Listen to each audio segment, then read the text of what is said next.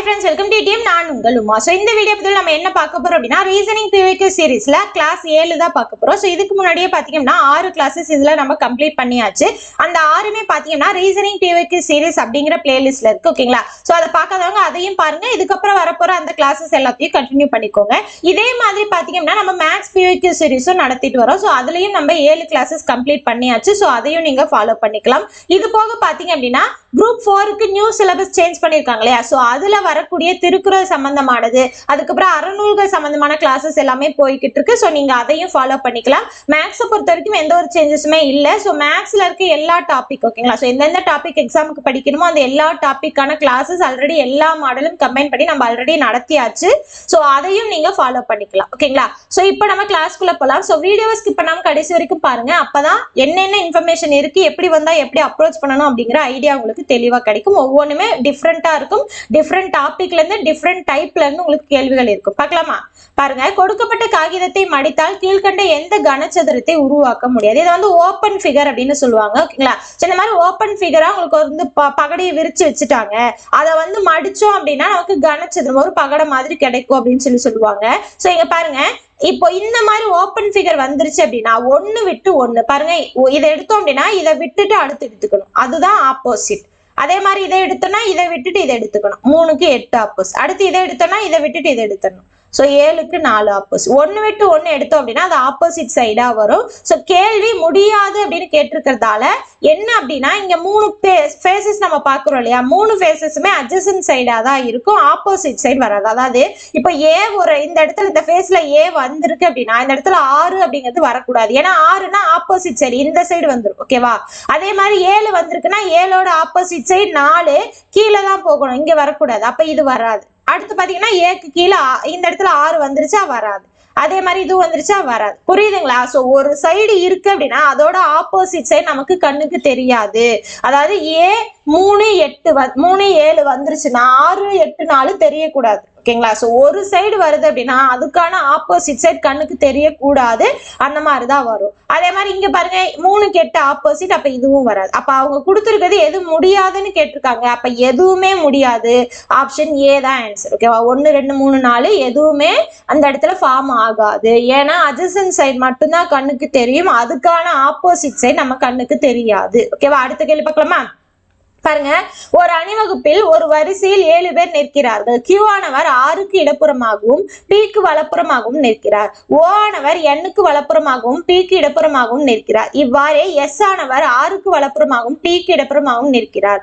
அந்த வரிசையில் நடுவில் நிற்பவர் யார்? ஓகேவா? சோ இது பாத்தீங்க அப்படின்னா டைரக்ஷன் அண்ட் டிஸ்டன்ஸ்ல வரும். சோ நார்மலா ஒரு தொடர் கொடுத்திருக்காங்க அப்படின்னா அதோட வலது முனை அப்படிங்கிறது இந்த சைடு, இடது முனை அப்படிங்கிறது இந்த சைடு. ஓகேவா? சோ நம்ம இந்த இடத்துல கை வச்சோம் அப்படின்னா நம்மளோட கை வலது பக்கம் இருக்கிறது வலது முனை, இடது பக்கம் இருக்கிறது இடது முனை. ஆனா ஒரு எலிமெண்ட்ல இருந்து கேட்டாங்க இல்ல ஒரு பர்சன்ல இருந்து கேட்டாங்க அப்படின்னா அது அப்படியே ஆப்போசிட்டா மாறும். ஓகேங்களா? சோ இந்த இதுல இருந்து கேட்டாங்கன்னா இந்த சைடு போறது இடது, இந்த சைடு போறது வலது. ஓகேவா? சோ ஆப்போசிட்டா தான் வரும். சோ அந்த எலிமெண்ட்ல இருந்து கேட்டா. ஓகேவா? சோ இதை மட்டும் தெளிவா கவனிச்சிட்டீங்கன்னா போதும். பாருங்க, Q அப்படிங்கிறவர் பாத்தீங்க அப்படின்னா 6க்கு இடப்புறமா இருக்காரு. சோ இவருதான் இடப்புறமா இருக்காரு.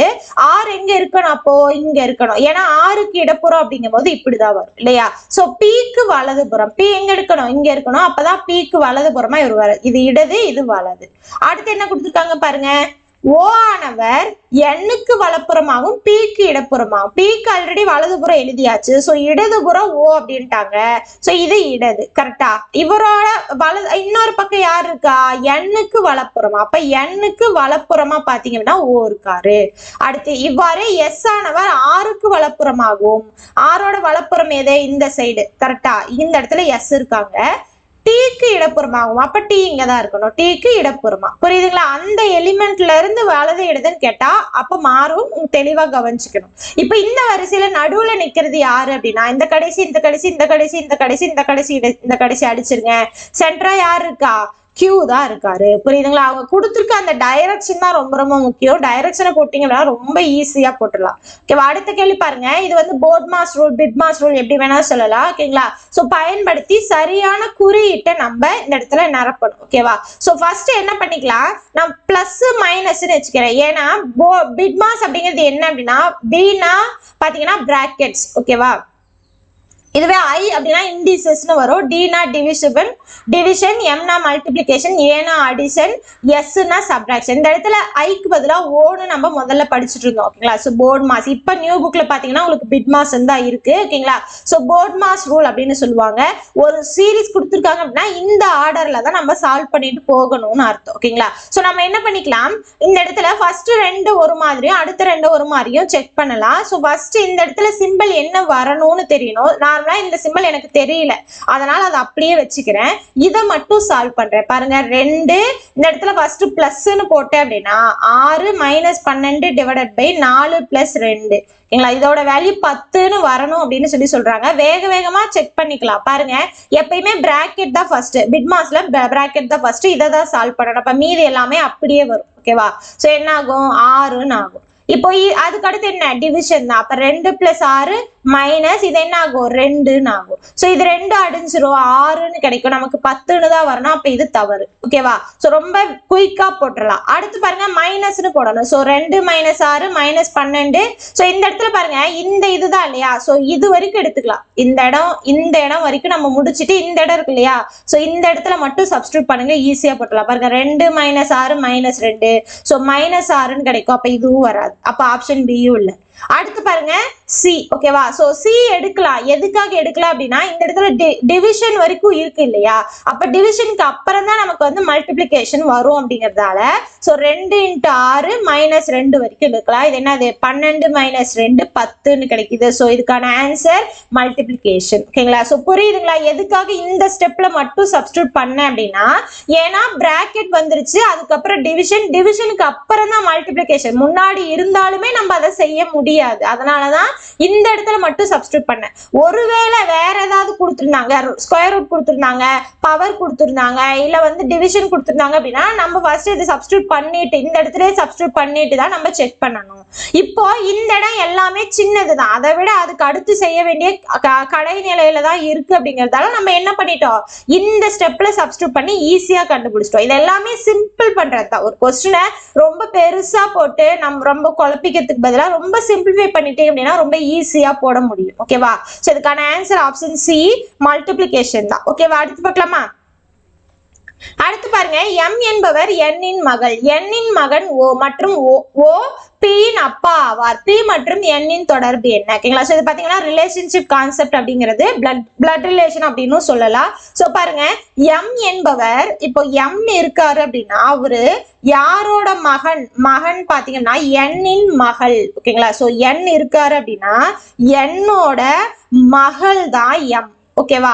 அடுத்து N இன் மகன் O, N-ஓட மகன் பாத்தீங்க அப்படின்னா O மகள், அதாவது பெண் அப்படின்னா சர்க்கிள் போட்டுக்கணும், ஆண் அப்படின்னா அதை என்ன பண்ணிக்கணும், நம்ம ஸ்கொயர் போட்டுக்கணும். இவங்க 2 பேரும் என்னது, அண்ணன் தங்கச்சியோ இல்ல அக்கா தம்பியோ ஏதோ ஒண்ணு வரும். ஓகேவா? அண்ணன் தம்பியோ இல்லைன்னா சாரி மாத்தி சொல்றேன்னா அக்கா தம்பியோ இல்லைன்னா அண்ணன் தங்கச்சியோ எப்படி வேணா இருக்கலாம்.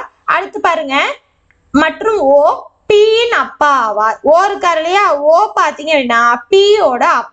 ஓகேவா? சோ அப்ப P கீழே வந்துடும். ஏன்னா இவங்க அவங்களோட பசங்க இல்லையா, சோ பசங்க அப்படின்னு போகும்போது கீழே போகணும், அப்பா அம்மா அப்படிங்கும் போது மேல போகணும். அடுத்து பாருங்க P மற்றும் N இன் தொடர்பு. இப்போ P-க்கும் N-க்கும் என்ன தொடர்பு அப்படின்னு சொல்லி கேக்குறாங்க. ஓகேங்களா? சோ இங்க பாருங்க இவங்க வந்து அப்பாவா அம்மாவான்னு தெரியாது, வெறும் N-ன்னு மட்டும் தான் கொடுத்துருக்காங்க. இவங்க தான் தெரியும், ஒரு பையன் ஒரு பொண்ணுன்னு தெரியும்.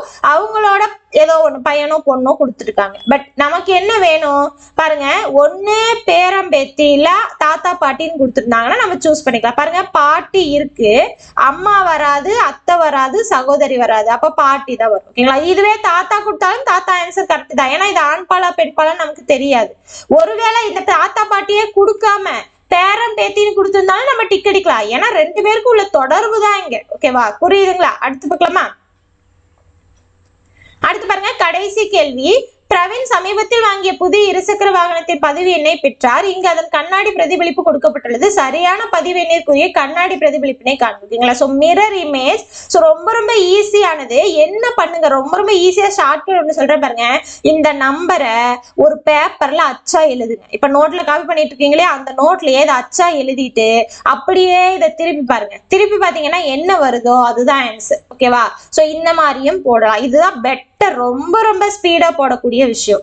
அது போக பாத்தீங்க அப்படின்னா இதுக்கு ஆப்போசிட்டா வருது அப்படின்னா எப்பயுமே மிரர் இமேஜ் லாஸ்ட்ல இருந்து தான் வரும். ஓகேங்களா? நீங்க ஆம்புலன்ஸ் பாத்தீங்க அப்படின்னா உங்களுக்கு தெரிஞ்சிருக்கும். ஆம்புலன்ஸ்ல ஃப்ரண்ட்ல பாத்தீங்கன்னா மிரர் இமேஜ்ல தான் கொடுத்துருப்பாங்க. ஏன்னா முன்னாடி போற வண்டியோட அந்த சைடு மிரர் இருக்கு இல்லையா, சோ அதுல ஆம்புலன்ஸ் அப்படிங்கிறது தெளிவா தெரிஞ்சாதான் என்ன பண்ணுவாங்க, வழி விடுவாங்க இல்லையா. சோ வேகமா வழி வரத்துக்காக அந்த ஆம்புலன்ஸ் அப்படிங்கிறது உங்களுக்கு அந்த இடத்துல மிரர் இமேஜா தான் இருக்கும். இல்லைன்னா என்ன ஆகும், வேற ஏதோ லாங்குவேஜ்னு சொல்லிட்டு அவங்க பாட்டுக்கு ஓட்டிட்டு இருப்பாங்க இல்லையா. சோ அந்த இதுதான் இப்ப பாத்தீங்க அப்படின்னா என்ன ஆகும் அப்படின்னா பின்னாடி இருந்துதான் உங்களுக்கு போகும். அதாவது 9 இப்படி வரும், அதுக்கப்புறம் 8 இப்படி வரும், அதுக்கப்புறம் 5 பாத்தீங்கன்னா இப்படி வரும், அடுத்து 2 இப்படி வரும், அதுக்கப்புறம் H2 இப்படி வரும், 1 இப்படி வரும். ஓகேவா? சோ இந்த மாதிரி தான் போகும். பாருங்க ஆப்ஷன்ல பாத்தீங்கன்னா ஒன்னே ஒண்ணுதான் அப்படி இருக்கு. கரெக்டா? மீது எதுவுமே அந்த மாதிரி இல்ல. சோ இதுதான் ஆன்சர். ஓகேங்களா? சோ இதை விட ரொம்ப ரொம்ப சிம்பிளான மேட்டர் என்ன அப்படின்னா இங்க இருக்கிறத நீங்க பேப்பர்லயோ இல்ல நோட்லயோ, எக்ஸாம்ல எப்படி பேப்பர் கொடுக்க போறாங்க, இருக்க போகுது இல்லையா, கொஸ்டின் பேப்பர்ல பின்னாடி இருக்க போகுது. சோ இதை எழுதிட்டு அப்படியே கொஸ்டின் பேப்பரை திருப்பி பாருங்க. திருப்பி பாத்தீங்கன்னா உங்களுக்கு ஆன்சர் கிடைச்சிரும். இப்ப நீங்க நோட்ல எழுதிட்டு நோட்டை திருப்பி அதாவது நோட் பேப்பரை மட்டும் அடுத்த பக்கத்தை திருப்புங்க. ஓகேங்களா? சோ திருப்பினீங்கன்னா பேக் சைடு உங்களுக்கு அந்த அச்சு தெரியும் இல்லையா, அதுதான் ஆன்சர். ஓகேங்களா? சோ இந்த மாதிரி ரொம்ப ரொம்ப ஈஸியா சிம்பிளா போடலாம். அதாவது ரொம்ப யோசிக்கக்கூடிய கொஸ்டின்ஸும் இருக்கும், ரொம்ப யோசிக்காம ஈஸியா டிக் அடிக்கிற மாதிரியும் கொஸ்டின்ஸ் கொடுப்பாங்க. ரெண்டும் கலந்துதான் வரும், ஆவரேஜ் பண்ணி தான் வரும். ஓகேவா? சோ இந்த மாதிரி இது இருக்கிற விஷயத்துல நம்ம டைமை வந்து சீக்கிரமா போட்டோம் அப்படின்னா அந்த மாதிரி யோசிக்கக்கூடிய கொஸ்டின்ஸை நம்ம டைம் கொஞ்சம் சேர்த்து யூஸ் பண்ணிக்கலாம். ஓகேங்களா? சோ எல்லாத்தையுமே ஆவரேஜ் பண்ணி போனாதான் ஃபுல்ஃபில் ஆகும். ஓகேங்களா? சோ இதோட இன்னைக்கு கிளாஸ் கம்ப்ளீட் ஆகுது. ஓகேங்களா? சோ 35 கேள்விகள் இது வரைக்கும் நம்ம கம்ப்ளீட் பண்ணியிருக்கோம். சோ இன்னைக்கான 5 கேள்விகளும் கம்ப்ளீட் பண்ணியாச்சு. ரொம்ப ரொம்ப உங்களுக்கு யூஸ்ஃபுல்லா இருந்திருக்கும். எந்த அளவுக்கு யூஸ்ஃபுல்லா இருக்குன்னு சொல்லிட்டு கமெண்ட் பாக்ஸ்ல கமெண்ட் பண்ணுங்க. உங்களோட ஃப்ரெண்ட்ஸ்க்கு ஷேர் பண்ணுங்க. ஓகேங்களா? சோ லைக் பண்ணுங்க. நம்ம அடுத்த கிளாஸ்ல பார்க்கலாம். தேங்க்யூ.